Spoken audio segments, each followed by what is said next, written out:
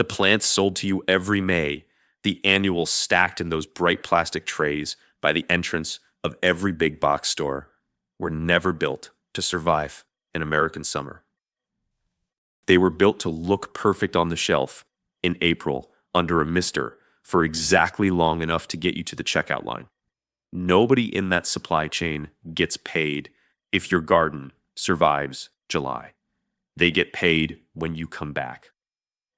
But in old farmhouses, in quiet backyards, where nobody has bought a flat of annuals in 20 years, there are gardens exploding with color right now.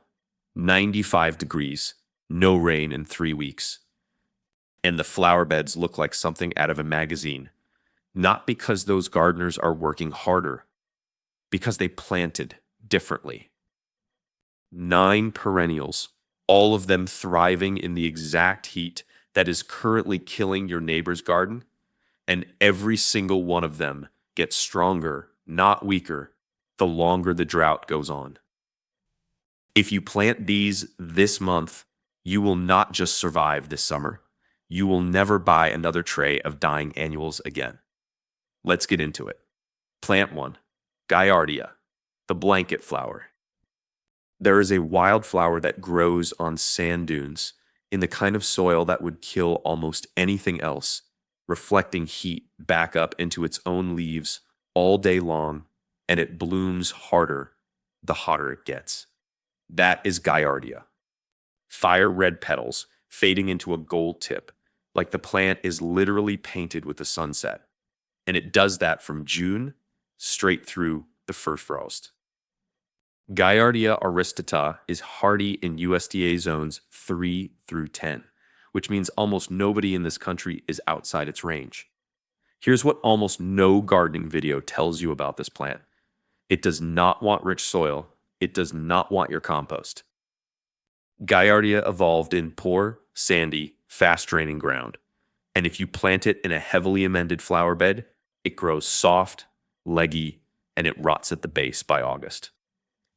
Give it your worst spot, the dry strip along the driveway, the slope that floods everything else out, and it will outperform every other plant you own. The mistake almost everyone makes with Gaillardia is overwatering it out of habit. You see the heat, you assume the plant is suffering, and you reach for the hose. Stop. Once established, Gaillardia wants to go 2 to 3 weeks between waterings in peak summer. Water it like you'd water a cactus, and it rewards you with blooms so thick you can't see the foliage underneath. Plant 2, Russian sage. Picture a plant that looks like smoke rising off your flower bed. Silver stems, tiny lavender blue flowers moving in a breeze that isn't even strong enough to move anything else in the yard. That's Perovskia atriplycifolia. It's hardy in zones 4 through 9, and it blooms from July straight through the first hard frost, which means while everything else in your garden is winding down in the August heat, Russian sage is just getting started. Deer walk past it. Rabbits walk past it. The aromatic oils in the foliage make it one of the most pest-resistant perennials sold in this country. And here's the part that changes how you think about your soil entirely. Russian sage performs worse in good soil. Rich, fertile, well-fed dirt makes it floppy and weak. Lean, dry, practically abandoned soil makes it stand tall and bloom like it's trying to prove something. If you have a spot where nothing else has ever grown right, that is exactly where this plant wants to live. The mistake that costs people their best display is planting it in the good. End quote. If you have a spot where nothing else has ever grown, the mistake that cost people their best display.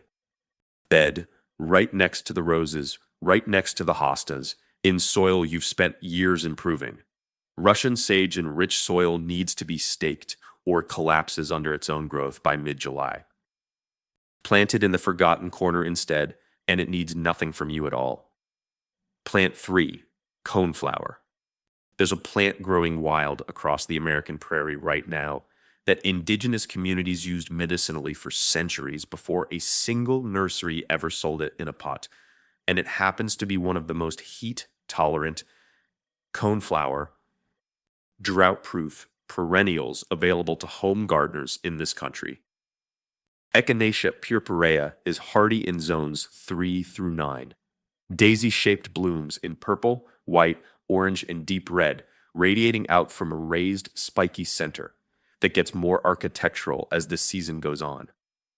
It blooms from June through September without deadheading, without fertilizing, and it tolerates clay, sand, and compacted soil that would send most flowering perennials into decline.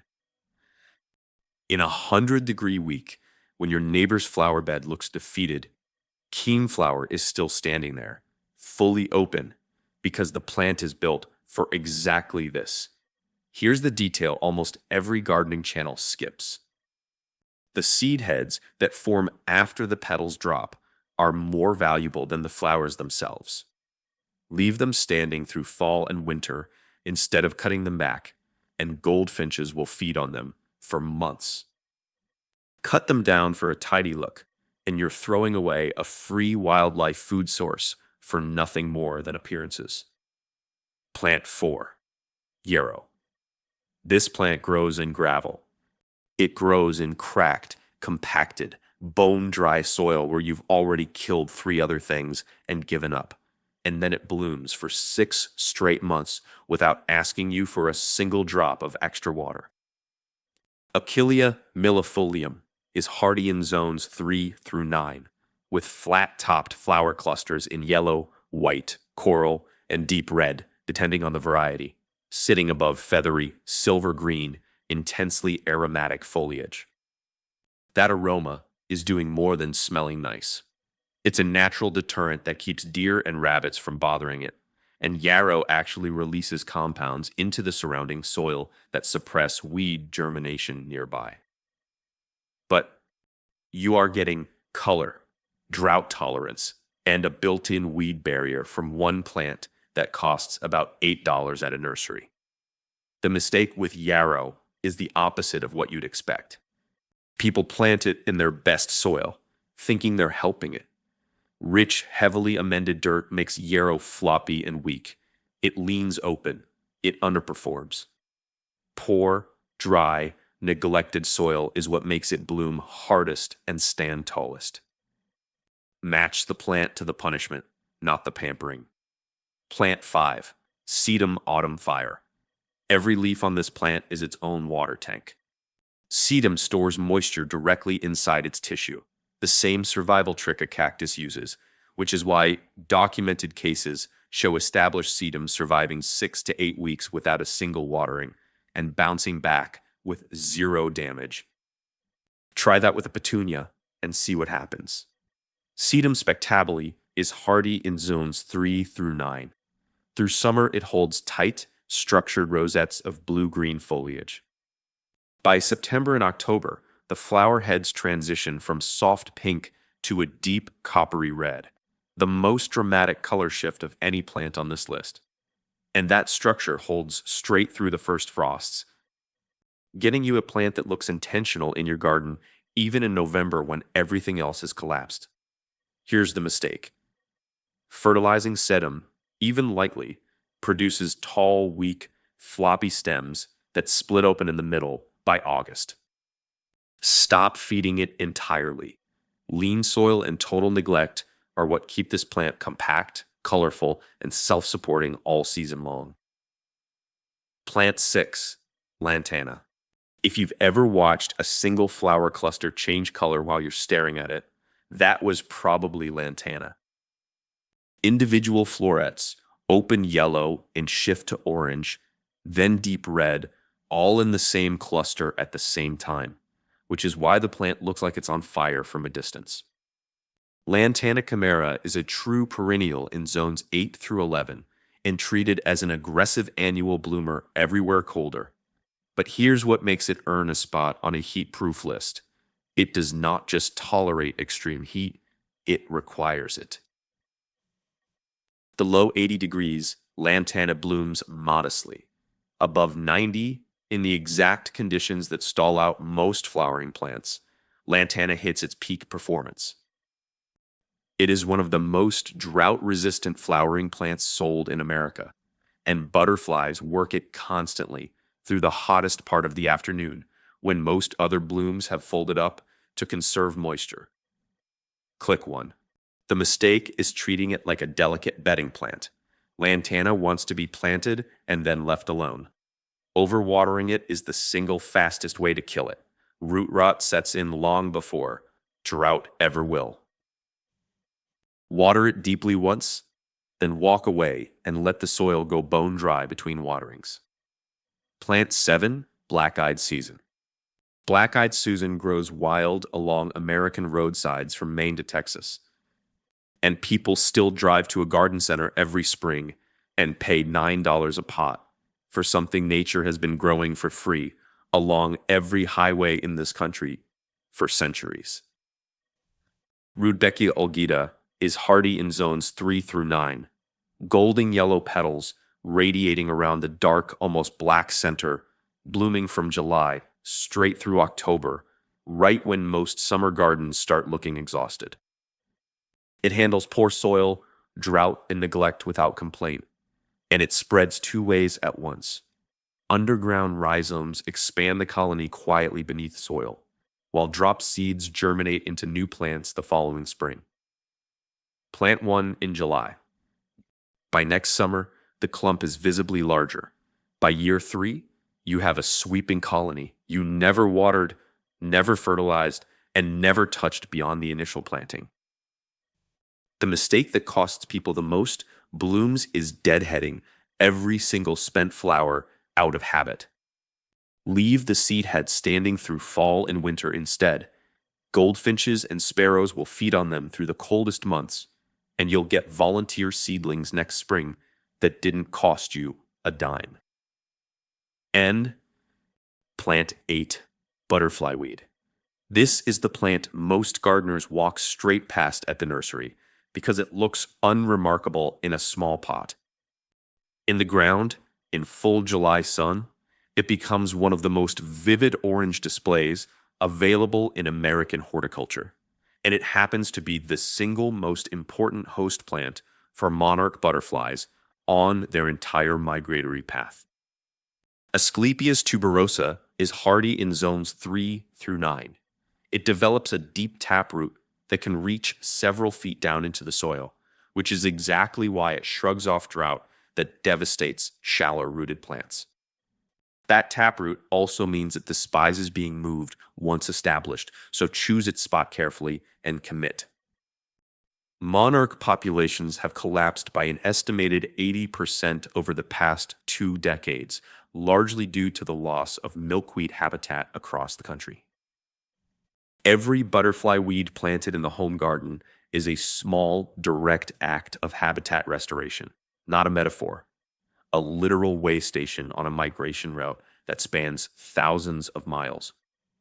The mistake, buying a large, already blooming plant and expecting it to transplant easily. Because of that taproot, smaller, younger plants establish far more successfully than mature ones.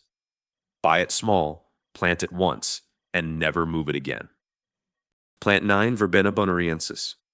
There's a plant that grows 5 feet tall, on stems so thin and airy you can see straight through the entire planting to whatever's behind it, topped with clusters of small purple flowers that seem to float above everything else in the bed. Verbena bonariensis is hardy in zones 7 through 11 as a true perennial and self-seeds reliably as a returning annual in colder zones, which means even gardeners in the north get it back year after year without repurchasing it. It blooms from early summer straight through frost, tolerates extreme heat and drought once established, and because the flowers sit so high above the foliage, it works as a see-through layer in the middle of a border. You can plant shorter perennials behind it and still see them. Butterflies and hummingbirds work this plant constantly, and it does something almost no other perennial on this list does. It thrives in poor soil, high heat, and total neglect. while looking simultaneously wild and designer. The mistake is pulling up every volunteer seedling that pops up nearby the following spring, assuming it's a weed because it doesn't look like the parent plant yet. Let a few establish. That's the plant expanding itself into a drift for free. Here's something I want you to sit with for a second, because it matters more than any single plant on this list. Every one of these 9 perennials shares the same trait. They do not need you to save them from summer. They were built for it. Meanwhile, the industry that sells you flats of annuals every April has spent decades training you to believe that a beautiful garden requires constant intervention, daily watering, weekly fertilizing, seasonal replanting, an endless cycle of purchases. That belief is profitable for exactly one party, and it isn't you. If you've made it this far, you're clearly someone who wants a garden that actually works, not one that just looks good in a 5-minute window at the store. So tell me something in the comments. Which of these 9 are you putting in the ground this July? And what state are you gardening in? I read every single one, and it genuinely shapes what I cover next. Plant these once, this month, in the worst soil you have, in the spot that gets the most brutal afternoon sun. Walk away. Stop watering out of guilt. Stop fertilizing out of habit. What grows back next July won't be something you maintained. It'll be something that simply kept living the way it was always designed to, with or without you standing over it with a hose. That's the real difference between a garden you're fighting for and a garden that's fighting for itself. Once you've planted one, you'll never go back to the other kind. If this changed how you're thinking about your July flower beds, send it to the one person you know who's still babying petunias through a heat wave. And drop a comment telling me what's defeated every single plant you've ever tried in that one impossible spot in your yard. Because I promise you, something on a future list was built specifically for it. Go get your hands in the dirt. July isn't too late.